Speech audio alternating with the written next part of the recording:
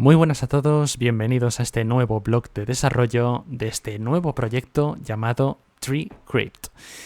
Este proyecto es una aplicación criptográfica diseñada para cifrar archivos, para encriptar cualquier tipo de archivo, ya sea PDF, una imagen, incluso un vídeo, cualquier tipo de archivo que queráis.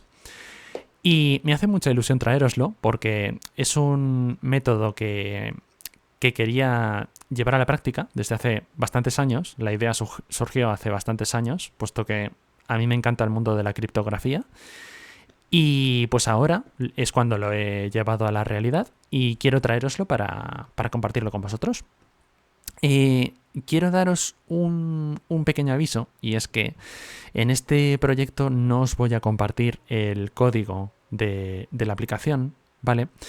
Puesto que este método de encriptado es mío, ¿vale? Lo he diseñado yo por mi cuenta. No está basado... Sí que comparte ciertas características con otros métodos de encriptado, pero la base, el núcleo de este método, lo he creado yo. Entonces, quiero mantener la exclusividad, que ningún avispado pues lo copie. Y pues eso, pues que no veremos lo que es el código fuente, pero sí os explicaré un poquito cómo funciona y la base, ¿de acuerdo? Sin entrar en demasiado detalle. Así que, pues seguramente este vídeo se dividirá en dos partes. En esta primera os voy a enseñar pues toda una presentación que he hecho en Excalibur, con dibujos, bocetos, para que entendáis cómo funciona esta aplicación. Y en el siguiente vídeo veremos una prueba técnica, ¿de acuerdo? Veremos la aplicación y haremos una prueba con un par de archivos para ver que todo funciona guay. Así que nada, sin más dilación, os presento TreeCrypt. TreeCrypt es una aplicación que nos sirve para encriptar cualquier tipo de archivo, como os he comentado. Y lo innovador de esta aplicación es que utiliza un método que yo mismo he diseñado que denomino el cifrado de árbol, ¿de acuerdo? El nombre viene porque esto es como un árbol que va a contener diferentes ramas, cada una de las cuales se va a encargar de encriptar nuestro archivo, ¿vale? Y sobre todo es una aplicación que yo definiría como camaleónica. Es un método de encriptado muy camaleónico, en el sentido de que da mucho camuflaje al encriptado y es muy difícil de encontrar patrones dentro del cifrado, ¿de acuerdo? A diferencia de AES, que es un método de encriptado muy antiguo y muy aceptado a nivel mundial, que utiliza patrones matemáticos, ¿vale? Patrones bastante rígidos. Nuestra aplicación es todo lo contrario, es totalmente imprevisible y totalmente aleatoria, ¿de acuerdo? Entonces, vamos a ver lo que es la base de nuestro método de encriptado, que se podría resumir con este dibujo de aquí. Esto que veis aquí es un núcleo procedural, ¿vale? Es como lo he denominado, creo que es el nombre más correcto. Un núcleo procedural es una cajita, por así decirlo, que contiene un código, un fragmento de código aleatorio que se utiliza para encriptar nuestro archivo. ¿Cuál es la gracia de un núcleo procedural? Que a diferencia de AES, que sigue fórmulas matemáticas específicas, este núcleo es aleatorio en cada proceso. Es decir, que el contenido de este núcleo va a ser distinto cada vez que encriptemos un archivo, ¿vale? ¿Por qué? Porque funciona mediante procedural. Esto es que utilizando la contraseña que nosotros le brindamos, basándose en esta contraseña, genera un contenido específico, ¿de acuerdo? De ahí procedural, que no sé si sabéis la diferencia entre aleatorio y procedural. Aleatorio es algo que no tiene ningún tipo de patrón, que ocurre totalmente al azar. Y procedural es algo que, como indica el nombre, implica un procedimiento, ¿vale? Es algo que puede parecer aleatorio, pero realmente detrás hay un procedimiento para llegar a esa aleatoriedad. Esto es lo que utilizan los ordenadores. Cuando a un ordenador, por ejemplo, a Google le pides un número aleatorio, realmente el número que te da no es aleatorio, sino que se basa en ciertas cosas, en ciertos patrones, para darte un número. Por ejemplo, yo no sé cómo funciona en concreto esa aplicación, pero imagínate, se podría basar en la hora del día en la que estamos. En el día, en el año, en tu localización, en un montón de cosas. Pero la cosa es que utiliza una base para generar ese contenido aleatorio. En este caso, es una contraseña, ¿de acuerdo? Pero lo importante es que en cada ronda de encriptado, este contenido es totalmente distinto. ¿Y qué es lo mejor de esto? Esto es solo una pequeña parte, puesto que no estamos utilizando un solo núcleo procedural para encriptar nuestro archivo, sino que estamos utilizando 12 núcleos, ¿vale? Imaginaos si ya es difícil de desentrañar el contenido de un núcleo que es único en cada ronda, imaginaos desentrañar el contenido de 12 núcleos, ¿vale? Entonces, lo que ocurriría en cada encriptado es que mediante la contraseña se generan estos 12 núcleos de contenido, cada uno tiene un contenido diferente y además, cuando se aplican sobre el archivo original, se aplican en un orden aleatorio también. O sea, sé que no solo necesitamos adivinar el contenido de cada núcleo, sino además el orden que siguen, el cual da lugar a muchas posibilidades, ¿de acuerdo? De ahí lo que os decía, que es muy camaleónico este método, puesto que parece totalmente caótico, a pesar de que sigue un patrón, que mediante la contraseña genera un contenido. Lo que es la plantilla para generar el contenido es, por ejemplo, lo que no os voy a dar, ¿vale? Porque hay un procedimiento para generar este contenido, pero eso no lo voy a revelar, ¿de acuerdo? Pero fijaos lo complicado que es para un atacante desentrañar el contenido de estos núcleos para intentar desencriptar este archivo. Y además tiene que saber el orden en el que se aplica. Y esto es solo una de las 6 capas de seguridad que tiene el método de encriptado, que luego veremos el resto. Entonces, pues lo que ocurre es que cuando este archivo original lo pasamos por estos 12 núcleos y por las otras capas de seguridad, pues se convierte todo su contenido a contenido encriptado. Un contenido que no tiene ningún tipo de sentido y que es muy difícil de revertir para ver el contenido original. Pero no solo esto, sino que además de darnos un archivo encriptado, lo que nos da la aplicación también es un archivo llave. Un archivo que vamos a necesitar cargar en el momento que queramos regresar al archivo original. Este archivo llave, pues lo que contiene son las configuraciones que se han utilizado durante el encriptado. Contiene lo que son el contenido de los núcleos, el orden en el que se han utilizado, contiene también el resto de las capas de seguridad que se han aplicado y contiene, por supuesto, nuestra contraseña, que a su vez está cifrada mediante el método AES, ¿vale? Entonces, fijaos lo que hay que hacer para llegar hasta el archivo original. Necesitas primero el archivo encriptado.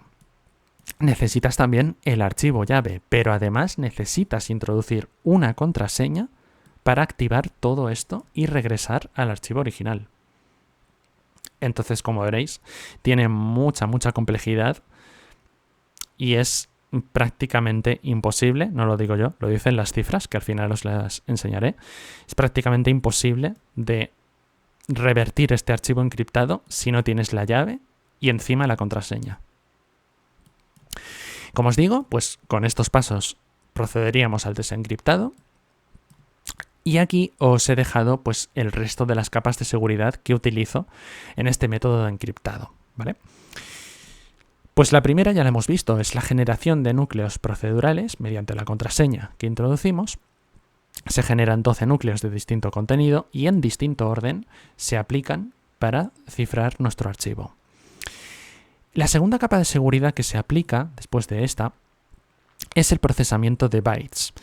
¿Qué es lo que ocurre aquí? Esto es, quiero que os lo imaginéis como, no me sale el nombre concreto, como el típico mago que empieza a mezclar las cartas, las empieza a cambiar de sitio, las empieza a mezclar y tú no sabes ya el orden de esas cartas, pues es un poco parecido. Lo que ocurre es que los bits que hay en nuestro archivo, la aplicación lo que hace es cambiarlos de sitio, ¿vale? Los empieza a mezclar, de modo que haya ahí un caos impresionante y que sea muy difícil regresar en esta rotación a la posición original de los bits, ¿de acuerdo? Luego también se añade otra medida de seguridad que es la fragmentación y el ruido. La fragmentación lo que hace es que divide nuestro contenido del archivo en distintos bloques, ¿vale? Imaginaos, si volvemos aquí lo entenderéis mejor, imaginaos tenemos este contenido de aquí, que es del archivo original, pues lo que hace la fragmentación es que, por ejemplo, agarra hasta aquí todo este bloque de contenido y se lo lleva. Agarra este bloque de contenido y se lo lleva. Y agarra este otro bloque y se lo lleva. Y los mezcla estos bloques para crear todavía más despiste. ¿De acuerdo? Eso es lo que hace la fragmentación. ¿Vale? Crea bloques de distinto tamaño y los mezcla entre sí. Y además lo que hace también es insertar ruido. El ruido es simplemente datos basura, datos que no sirven para nada, pero que simplemente están ahí para despistar. Para que si un atacante está ideando la forma de revertir estos datos encriptados, si va a tener en cuenta estos datos basura, que no sirven para nada, el desencriptado le va a salir mal, porque estos datos no forman parte del archivo original, ¿vale? Es un método que a mí me parece muy bueno para crear más despiste y más dificultad a la hora de desencriptar de forma forzosa. Y luego lo que tenemos también es otra capa de seguridad con encriptación XOR. Esto es una operación cíclica, es una operación matemática que se aplica a lo largo de todo el archivo, a lo largo de todo el contenido del archivo. Y lo que hace también pues, es alterar los bytes. Por si no fuera suficiente que los cambiamos de sitio mediante la rotación, mediante el procesamiento de bytes, pues el XOR también nos altera todo el orden de estos bytes de nuestra aplicación. Luego tendríamos también una parte que yo considero muy, muy fundamental, que es la verificación de integridad. Esto significa que si un atacante manipula el archivo y altera su contenido mediante la fuerza bruta, entonces no va a poder descifrarlo con nuestra aplicación, no va a poder descifrarlo más adelante, porque nosotros detectaremos que ha manipulado el archivo y no le vamos a dejar que lo descifre, ¿vale? ¿Esto cómo se hace? Mediante hashes que se utilizan siempre para la encriptación de contraseñas, ¿de acuerdo? Si el hash inicial no coincide con el hash que nos ofrece a la hora de desencriptar, entonces diremos que el contenido está manipulado, está corrupto y no lo dejaremos desencriptar. Y también utiliza bytes concretos, partes concretas del contenido para saber si se ha alterado el contenido del archivo o no. Imaginaos que yo tengo a la hora de encriptar el archivo, tengo esta parte de aquí, tengo esta parte de aquí y tengo esta parte de aquí. Pues luego, cuando me pida desencriptar el usuario, si esta parte y esta parte no son las mismas que cuando yo tenía el archivo encriptado original, no te voy a dejar desencriptarlo, porque daré por supuesto que has manipulado el archivo y que está corrupto. Entonces no te dejaré abrirlo, ¿vale? Y luego tendríamos una última medida, que esto es una medida más bien pasiva, es el resultado de todas las anteriores, que es la protección contra el análisis, ¿vale? Lo que se hace mucho a la hora de tratar de desencriptar archivos mediante de forma sucia, ¿vale? Sin la contraseña, por fuerza bruta, es que se buscan patrones, se analiza el archivo en busca de patrones para intentar hacer esa ingeniería inversa y tratar de revertir el archivo a su estado original. ¿Qué es lo que ocurre? Pues que mediante todas estas capas de seguridad, desde los núcleos procedurales, por el procesamiento de bits, la fragmentación y el ruido, la encriptación XOR y la verificación de integridad es una medida adicional, pero sobre todo mediante las 4 primeras capas creamos un alto índice de entropía, ¿vale? La entropía de Shannon, concretamente, es lo que se utiliza, es un índice que se utiliza para medir cuán aleatorios son los datos de un archivo, ¿de acuerdo? En este caso, lo que significa este 99,997% es que hemos mezclado todos los datos de nuestro archivo original al 99,997%. Es decir, que solo hay un 0,003% de datos que conservan su posición original.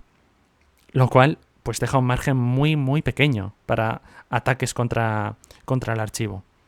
Muy, muy pequeño. De hecho, lo que me sorprendió en las primeras fases de cuando estaba creando la aplicación es que hice una comparativa entre un archivo cifrado mediante AES, que es el cifrado más conocido, que se utiliza en todo el mundo, y mi método de cifrado. Y encontré que el archivo cifrado mediante AES alcanzaba un índice de entropía del 99,982%. Y el mío alcanzó este porcentaje que estáis viendo, un 99,997%. Más alto incluso que AES. De ahí, pues la miniatura que habéis visto en el vídeo, de que, de primeras, este método que os estoy enseñando es más seguro de cara a la seguridad de encriptado que el método de AES. Sobre todo me parece más interesante porque, como os digo, ahora lo veréis aquí en esta pestañita de aquí, el método AES es muy matemático, al final siempre sigue las mismas pautas, y este, por el contrario, es completamente aleatorio. Es súper camaleónico y súper frustrante de intentar atacar. Y por eso considero que es tan bueno. Por supuesto, hace falta optimizarlo, está en la primera fase de desarrollo, pero yo creo que los resultados son muy buenos. Entonces, voy a enseñaros aquí, porque no quería elaborar ya toda esta comparativa, entonces le he pedido a ChatGPT que me lo hiciera, le he introducido todos los datos que os he explicado a vosotros y he sacado esta pequeña tabla comparativa entre AES, que es el método que os he explicado, que es a nivel internacional de los más conocidos, y nuestro sistema de TreeCrypt.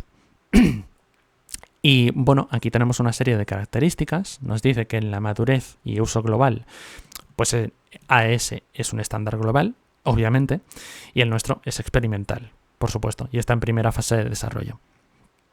El número de capas de AES son de 10 a 14 rondas bien definidas, muy concretas, pero el nuestro son 12 rondas, 12 núcleos, y con varias capas de seguridad independientes y adicionales. ¿Vale?